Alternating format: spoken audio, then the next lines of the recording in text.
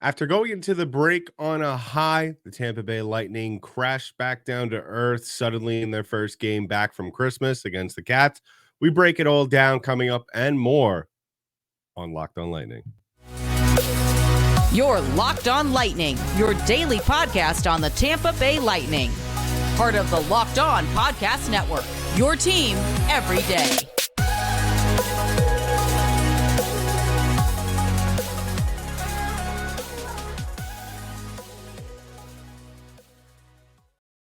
Welcome to another episode of Locked On Lightning, part of Locked On Podcast Network, your team every day. I'm your host, Adam Decker. Thank you for making us your first listen of the day. And as a reminder that this episode is brought to you by FanDuel. Make every moment more right now. New customers get $150 in bonus bets with any winning $5 moneyline bet. That's $150 if your team wins. Visit FanDuel.com/lockedon to get started. On this episode of Locked On Lightning, we're talking about just the crash down back to earth game that was against the in-state rival Florida Panthers.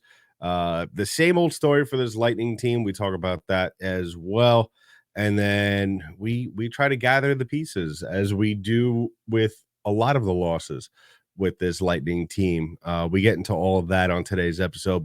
But before all that, I just want to remind you to go ahead and subscribe to the podcast. Give us a follow wherever podcasts are distributed in audio form. You could also give us a follow on our YouTube page, as well as hit that thumbs up button below this video, as well as drop a comment below to join in on the conversation.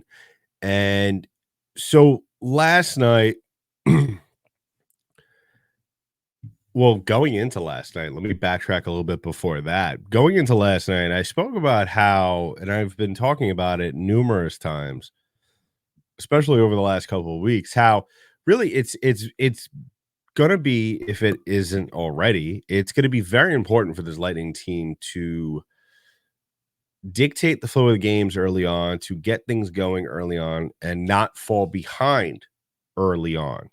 And I believe that they did not do that. They stuck with this Florida team for the most part in that first period. The only thing that really, in my mind, separated these two teams was the goal from the Panthers to open up the game.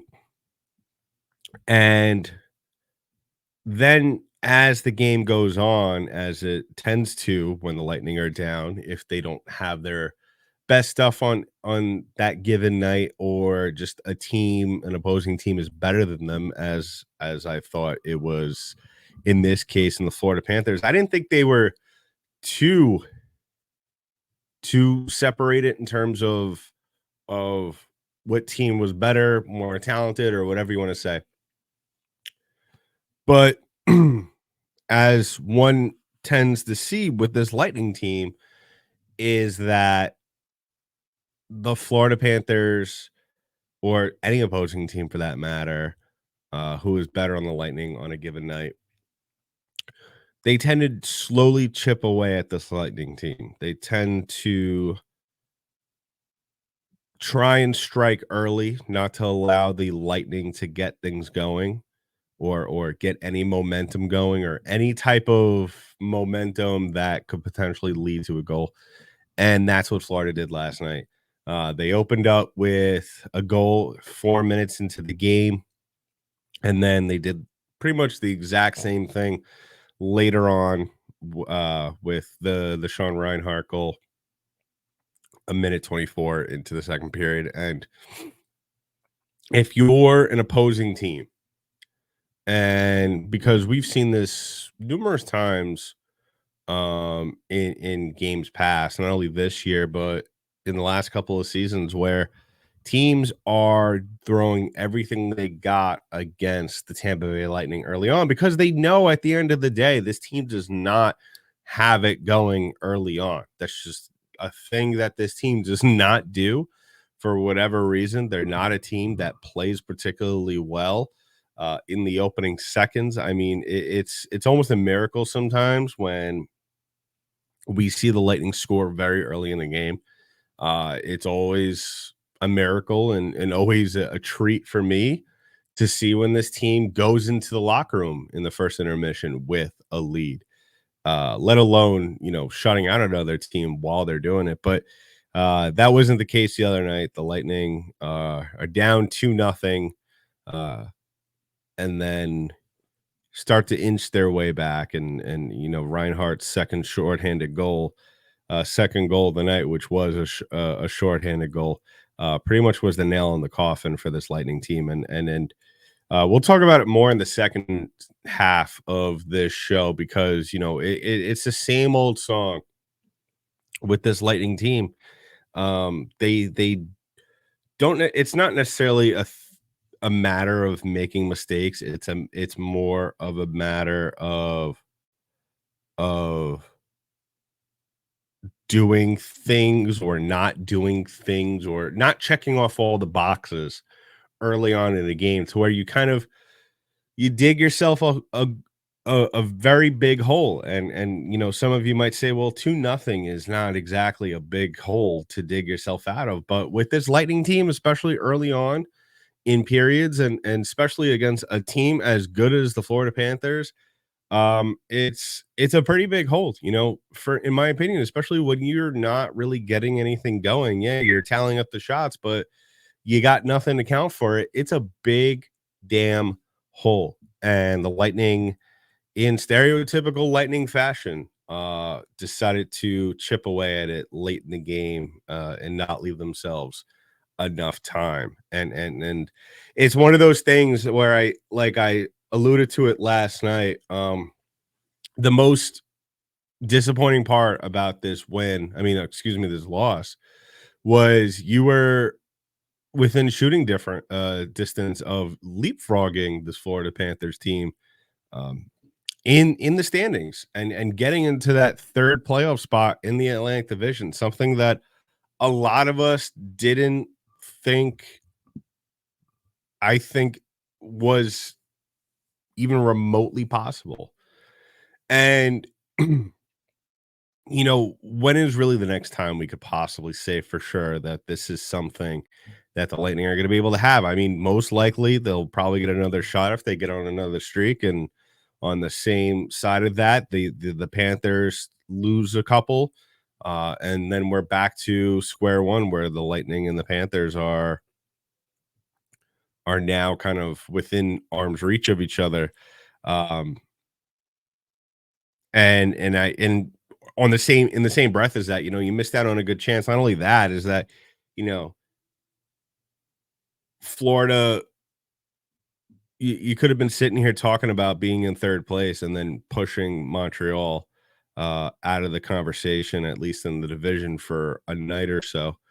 And it's one of those things where I honestly feel like the moment, and I know I'm blowing this way out of proportion, but this has kind of been the same story, with this Lightning team. And we'll talk about some of the things. Obviously, we kind of spoke about them just now, but some of the things that they've pretty much missed the mark on. But one of the things that I've seen in recent games, and I know it's very minute compared to what you could potentially accomplish in the playoffs.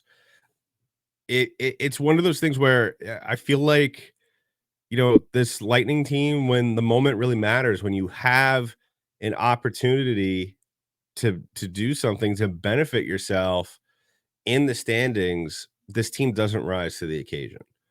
And I tried to be very positive about this team when going into the break, you pick up a good amount of wins. Uh, they're 6-4 over their last 10, which is, I guess, pretty good, all things considered, and how sloppy at times this team could be, and how disorganized this team could be. It was one of those things where, if you've been watching this team for a while now, especially over the last couple of years, and you've got a good feel like we do here, like I do, you had to have seen this coming. You had to have known that the Lightning were going to drop this game, coming out of the Christmas break with a ton of momentum on their side, with a good number of very good wins. And even in the games that they lost, I thought they played very well for the most part. And it goes back to really, the Lightning failing to get things going. I'm tired of sitting here after every loss, even though we're going to do it every single time.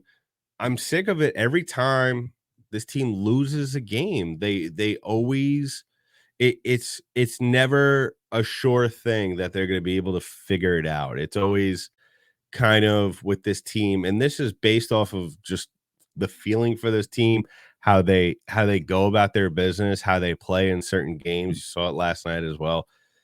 You never know for sure if they're going to able to get it back together, and it's not like we're splitting atoms here, people. It's you've found out you're at the point in the season where what needs to be done. It needs how things need to be played, how games need to be played, how you need to play in certain situations. And it we don't see that from this team to where we could really confidently say that this team could win big games and win big games down the road. Last night was a big game. I know it's only December, but that was a big game. That was probably I would probably say maybe the Boston game in which they won 5-4. But I don't know. This team is just so Jekyll and Hyde. And how come that team that played Boston? How come that team that played that played Vegas? Where was that team last night? Because that team wasn't on the ice. I don't know what this team wasn't ready for the moment and decided to start playing hockey late in the game. Decided to take the first two periods off and thought they could potentially win this game and score 3 unanswered, possibly, or 2 unanswered, or whatever the case they thought. But this was a game that kind of opened up my eyes. I was kind of on the high from these last couple of wins with this Lightning team, but it brought me down back to earth. I'm sure it brought down a couple other people, few more fans, if not more than a handful of fans, back down to earth. And as we are accustomed to talking about, the Lightning are going to have to figure out how to get it going because the season doesn't stop. The high level of talent that they will be facing over the next couple of weeks isn't just going to sit and wait for them to figure it out. The Lightning got the New York Rangers tomorrow, and they got Montreal to finish out 2023. So let's hope we see more of that team that won 3 in a row instead of the team that came out last night against the Florida Panthers. So coming up in just a bit, we'll talk about some of the things that the Lightning didn't do. Surprise, surprise. We are no stranger to that. As well as coming up on the back end of the show, we'll be getting back to the drawing board as we are accustomed to doing with this Tampa Bay Lightning team. But first of all, I want to talk about one of our sponsors today, and that is our friends over at the Sleeper app. Now, it's almost the halfway point in the season, Lightning fans, and the Lightning are the epitome of peaks and valleys. They last week we were at the top of Mount Everest, and now we're near the San Andreas Fault. Regardless of where we are in the current standings, I want to remind you that you could win big by playing daily fantasy hockey on Sleeper, the official daily fantasy app of the Locked On NHL Network. Sleeper is our number one choice for daily fantasy sports and especially daily fantasy hockey, because with Sleeper, you could win 100 times your cash in daily fantasy hockey contests. You could pick players like Nikita Kucherov, Alex Barre-Boulet, and you could pick them to tally stats that record more or less than their sleeper projections, like goals, assists, saves, plus minuses, and more in a given game. This is a really fun app. I've been using it as well as myself. And, on top of sports gambling, I've been doing that as well. And, this is really making the games all that more. If they didn't need to be made a little bit more stressful, this is definitely adding fuel to the fire. So use the promo code LOCKEDONNHL. You get up to $100 match on your first deposit. Terms and conditions apply. That's code LOCKEDONNHL. See Sleeper's terms of use for details and locational availability. So as always, I want to thank everybody for making us your first listen of the day. If you haven't already done so, please go ahead and subscribe to the podcast. Give us a follow wherever podcasts are distributed in audio form. We are also available on YouTube, so go ahead, subscribe to the channel. Hit that thumbs up button below this video, as well as drop a comment to get in on the conversation we're talking about, as we are unfortunately have spoken about in surplus on this show. The Lightning not doing what they're supposed to be doing. And I mean, there was many things that irked me last night about this game.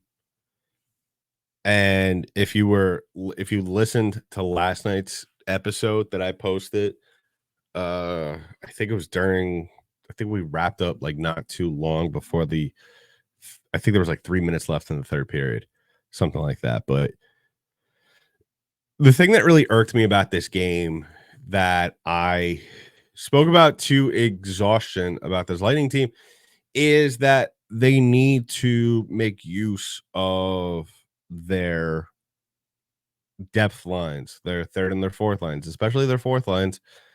And my issue with this game was that ties in with that, is that when you look at, other than, the goals scored and the shots on goal, which 29, that's expected in a game like this. I expected the Lightning to get, about 30 to 35. I think if I had to put an over under on it, it probably would have been 30.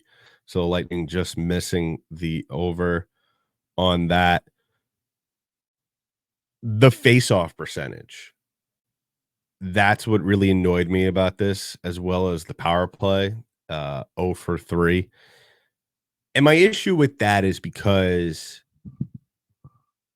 those are your two aces in the hole for this Lightning team.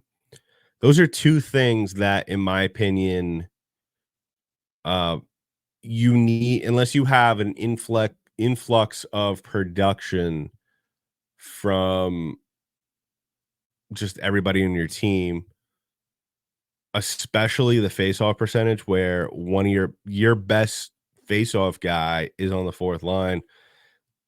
And I've spoken about this to exhaustion. Luke Glendening needs to play more. I don't care if he's on the fourth line. I don't care if Cooper's got him on the third line at some point. This guy, and he is on the third line, but I know sometimes we'll see him out there on the fourth with Barre, Boulet, and Sherry. Glendening needs to play more, especially for a third line guy. He needs to play more than 12 minutes and 45 seconds. I mean, he's been super solid down the middle this year. The fact that he was this quiet in this game, I mean, his face-off percentage was 58.8. And he has shown this year with more playing time, he could have more of an effect on the game. And at this point in the season, if you can't see that as a coach or even as a fan, I need to ask you, like, what are you watching? Because this guy, in the limited amount of time that he has played very well for this Lightning team. And when he is involved, whether it be indirectly or directly, and when I say indirectly, I mean he's just doing face-offs out there. A guy like that, we've seen in years past, with more ice time, the more of an effect that they're going to have. I'm not really remotely saying that he's going to be in the same class of production as this guy, but he could potentially, and I know I'm going to get a ton of crap for this in the comments, but he could potentially be that Barclay Goodrow that we've been looking for since Goodrow got traded. There's been so much talk, and I know I hate to reopen scars and wounds, but at the end of the day, everyone since those three guys, the ghost of third line pass, have been dealt away, drafted away, or traded away, or walked away, whatever you want to say or how you feel about it. Glendening's your guy. You have Paul already. Okay. You have Paul, who, and now he's played his way onto the first line because he's phenomenal. You lucked out with Mike Yesma last year, and he's played well. Also, he scored a goal last night. And you got Tanner Jeannot, who also can make a huge impact. But these guys aren't going to be able to make impacts when a guy like Luke Glendening is playing 12:45. Okay? When a guy like Tanner Jeannot is playing 10 minutes. And it goes back to my point from last night, from pretty much since I really started addressing it a couple of weeks ago, is that Cooper needs to play these lines equally. I mean, you can't have your third line guys playing barely 13. I mean, the fact that Esamont played 9 minutes, barely played 10 last night is ridiculous. Okay. And he scored a goal. Wouldn't that be more of a chance to play him more? And I know that you really want to have your first liners out there and against the other top liners, and your second line guys against your second line guys. But you need to spread the wealth there. You need to get your other players going. I mean, if the Lightning won this game last night, Nikita Kucherov and Stamkos playing 18 minutes plus isn't going to be that big of a deal to me. And Victor Hedman and Chernak playing 20 minutes plus last night, where Hedman was 26, almost 26 and a half. In a 3-2 effort where you're losing, where your face-off percentage is not good, where your power play percentage is non-existent. That's an issue for me. I guarantee you, if you play the lines more evenly last night, we could very well be having a different conversation about the outcome of this game, because at the end of the day, those guys are going to get their minutes. Those top liners are going to get their minutes because of the power play. If they couldn't get it done, here's my reasoning. If they couldn't get it done with them having an extra man out there, then why would the rationale be, let's play them more in the 5-on-5? That's just how I'm looking at it. I think, this team needs to find more ways to win consistently, not even after you've had a couple of days off and you just kind of lay an egg against your rival, where, like I said, I mean, there was a lot of things that we could crush the Lightning for last night.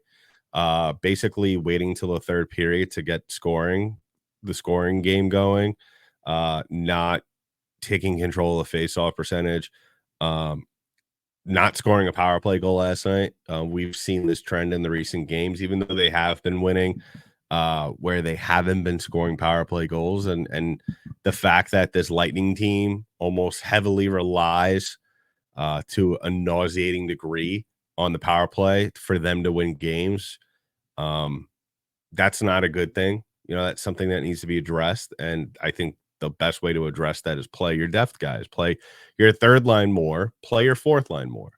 So a lot of things went wrong for this Lightning team. A lot of it was possibly coaching.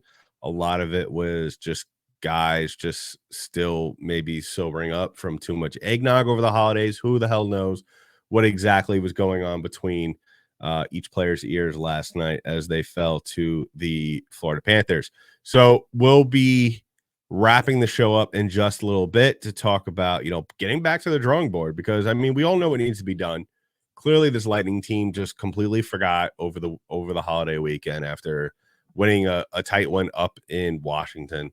We'll talk about that in just a bit, but first I want to wrap things up with our friends over at FanDuel. Now, listen up, as the weather gets colder, the NHL offers stay hot on FanDuel right now. New customers get $150 in bonus bets with any winning $5 moneyline bet. That's $150 if your team wins. If you've been thinking about joining FanDuel, there's no better time to get in on the action. The app is so easy to use.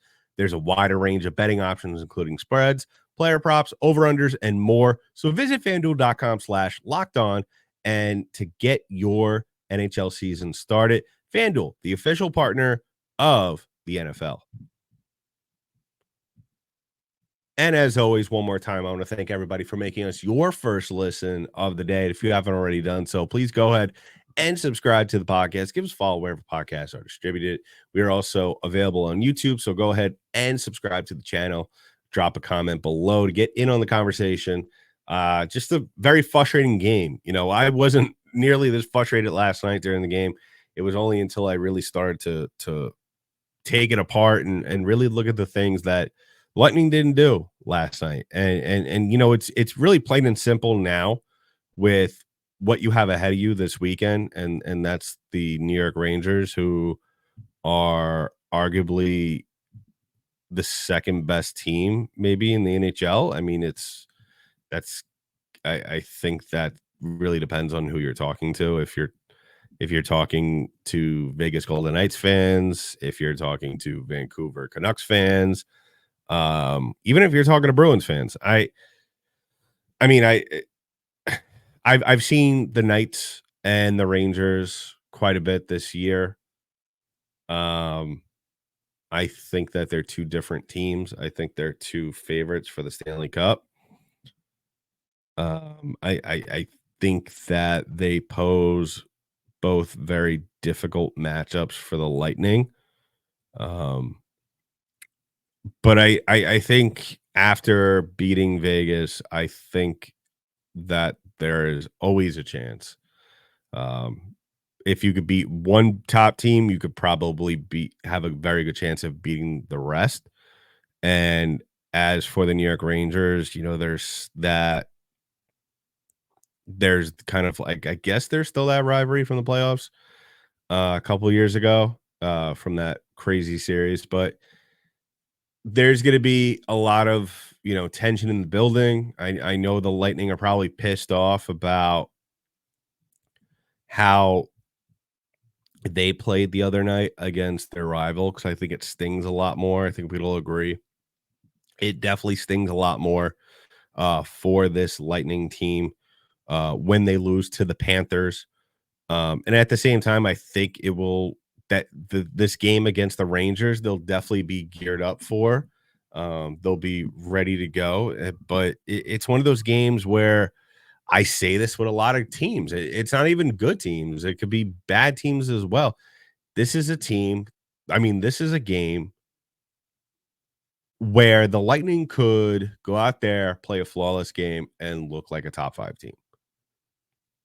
And that's on any given night. But this is also a game where the Lightning could go out there and fall flat on their face and embarrass themselves. We've talked about it numerous times to exhaustion already this year. And like I said, it's already December and we're already having this conversation. But, you get off to a bad start because you get off to a less than stellar start. Let's say less than stellar, because I think all things considered, they played well with Johansson and net. Vasilevsky's back. He looks like, for the most part, he's back to somewhat of his old self. I'm still waiting to see the dominant Andre Vasilevsky, air quotes, because I'm not entirely sure if we're gonna get that version of him anymore. The league is a little different than when it was when he won the Vezina Trophy in 19. Not saying that he's lost his step. I just think that the league has changed. I think the scoring has gotten a lot better. And, this version of Vasilevsky, though, you could win with. It all depends on what you want to do rolling out of the gates. What kind of team do the Lightning want to be on any given night? What kind of game plan does John Cooper have? Because I've stated numerous times, if you haven't catched up on it already, one of the most frustrating things for me, at least with this Lightning team over the last month or so, has been John Cooper's almost his really stubborn approach to not giving the lower lines enough time to get going, because you can't just roll out a player for 9-10 minutes and expect them to light the world on fire. That's not how it works. That may have worked back in the day with Coleman, Goodrow, and Gord, but we all know that those guys played more than 10 minutes a game. So, John Cooper needs to kind of take a step back and look at where this team is and understand and look at Luke Glendening, look at Tanner Janelle, look at Mike Yesima. That is a third line that could cause a lot of havoc for you if you play them the right way. And right now, he's not managing the right way. He's not coaching the right way. And it's really hurting this team. But that is not an excuse as to why the Lightning could go out there and not score for 2 periods. And this isn't the first time we're having this conversation. So the Lightning need to figure out going into a new year in this game against the Rangers, in the upcoming game against the Montreal Canadiens after that, what team do they want to be in 2024? Because like I've stated, there are a lot of good teams waiting for you on the other side of New Year's, ready to feast upon this Lightning team. So we'll be back tomorrow to preview the game against the New York Rangers. So go ahead and tune in for that. And as always, please go ahead to subscribe to this podcast. Give us a follow where podcasts are distributed in audio form. We're also available on YouTube. So we'll be back tomorrow, like I said, to preview the game against New York. So in the meantime, that's been it for this episode of Locked On Lightning, part of the Locked On Podcast Network. I'm your host, Adam Tanker. I'll talk to you in the next one.